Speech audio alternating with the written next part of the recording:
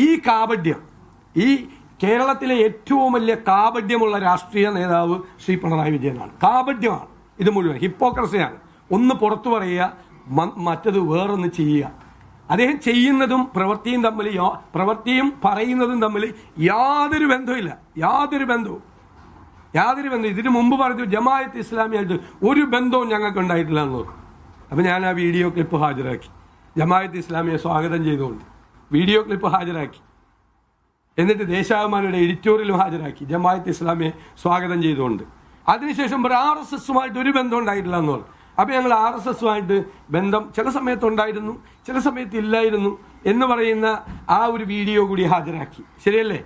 2013 ഉമ്മൻചാണ്ടിയുടെ മന്ത്രിസഭയിൽ നിന്ന് ഒരു പ്രശ്നമുണ്ടായപ്പോൾ, ഒരു വീടുമായി ബന്ധപ്പെട്ടൊരു പ്രശ്നമുണ്ടായപ്പോൾ ഗണേഷ് കുമാറിനെ ചവിട്ടി പുറത്താക്കണമെന്ന് പറഞ്ഞു ഈ പാർട്ടി സെക്രട്ടറിയായ മുഖ്യമന്ത്രി. ഇല്ലേ? ഗണേഷ് കുമാറിനെ ചവിട്ടി പുറത്താക്കിയില്ല ഉമ്മൻചാണ്ടി, രാജി ചോദിച്ചു വാങ്ങി. ഇന്ന് അതിനേക്കാൾ ഗുരുതരമായ പ്രശ്നം ഇപ്പോൾ ഉണ്ടായി, ഇല്ലേ? ഇപ്പോഴുണ്ടായില്ല, അതിനേക്കാൾ ഗുരുതരമായ പ്രശ്നം ഉണ്ടായില്ലേ? അപ്പോൾ എന്താ പറഞ്ഞത്? അത് കുടുംബ പ്രശ്നമാണ്. ഇത്രയും ഇരട്ടത്താപ്പ് വേറെ ആർക്കാണുള്ളത്? അപ്പോൾ അത് കുടുംബ പ്രശ്നം. ഇപ്പം അദ്ദേഹം മുഖ്യമന്ത്രിയാണ്, അദ്ദേഹം ചവിട്ടി പുറത്താക്കിയോ ഗണേഷ് കുമാറിനെ? അന്ന് പറഞ്ഞ വാചകം ചവിട്ടി പുറത്താക്കിയില്ല എന്ന് മാത്രമല്ല, കുടുംബ പ്രശ്നമാണ് എന്ന് പറഞ്ഞ് ന്യായീകരിച്ചു.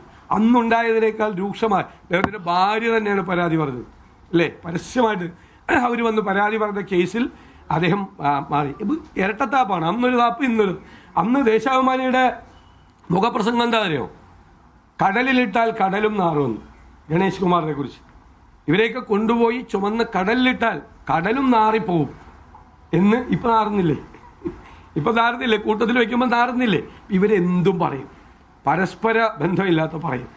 പണ്ട് പറഞ്ഞതല്ല ഇപ്പം പറയുന്നത്. അതുപോലെ കാപഢ്യമാണ്. കാപഢ്യത്തിൻ്റെ ഏറ്റവും വലിയ ഉദാഹരണമാണ് കേരളത്തിൻ്റെ മുഖ്യമന്ത്രി. പ്രവർത്തിക്കുന്നതും പറയുന്നതും രണ്ടും തമ്മിൽ യാതൊരു ബന്ധവുമില്ല. ഈ വെൽഫെയർ പാർട്ടി ചില മണ്ഡലങ്ങളിലൊക്കെ CPM-നെ പിന്തുണയ്ക്കുമെന്നുള്ളൊരു കാര്യം പറഞ്ഞിട്ടുണ്ട്. ചില BJP ശക്തി അതെനിക്കറിയില്ല. അവർ പരസ്യമായിട്ട് അവരൊരു പ്രസ്താവന UDF-നെ പിന്തുണയ്ക്കുമെന്നാണ് കണ്ടത്. കഴിഞ്ഞ ഇലക്ഷനും ഉണ്ടായിരുന്നു, നിലമ്പൂർ ഇലക്ഷനും ഞങ്ങളെ പിന്തുണച്ചിട്ടുണ്ട്.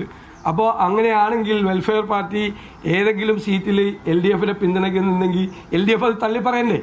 കഴിഞ്ഞ 5-6 മാസമായിട്ട് ഈ പിണറായി വിജയനും CPM നേതാക്കളും ഈ വെൽഫെയർ പാർട്ടിയുടെ പേര് പറഞ്ഞ് എന്തൊരു വർഗീയതയാണ് കേരളത്തിൽ അയച്ചുവിട്ടത്.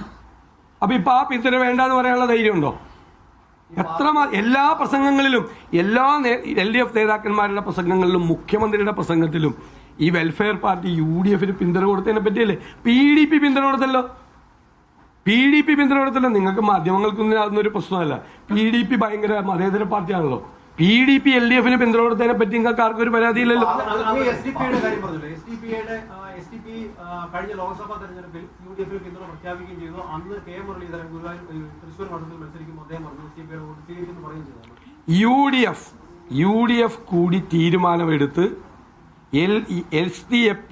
SDPIയുടെ പിന്തുണ ഒരു കാരണവശാലും ആവശ്യമില്ല, അത് നിരസിക്കുന്നു എന്ന് സ്റ്റേറ്റ്മെന്റ് ഇറക്കിയ ആളാണ് ഞാൻ ഇറക്കിയത്.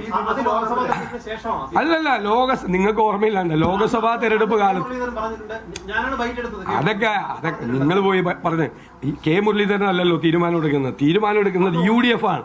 UDF മുഴുവൻ മുസ്ലിം ലീഗ് അടക്കമുള്ള മുഴുവൻ കക്ഷികളും ചേർന്ന് UDF-ന്റെ തീരുമാനമാണ്. ആ തീരുമാനമാണ്.